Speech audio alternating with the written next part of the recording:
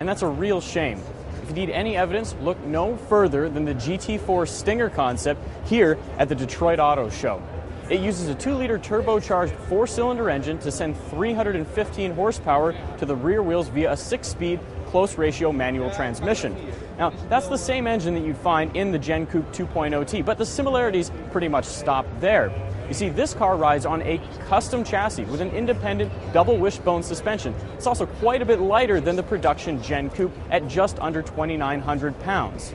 Of course, this is a concept car, so you have to take a lot of that with a grain of salt. The weight probably would end up being quite a bit higher if this thing actually ends up being built. Other highlights include big wheels, massive brakes, and the fact that it sits very close to the ground, all of which, of course, is typical for a concept car. Now, I'm going out on a limb here, but I don't think Kia has ever had a concept car that seems so obviously influenced by Audi products. Of course, that has something to do with the fact that Peter Schreier, former Audi designer, penned this car.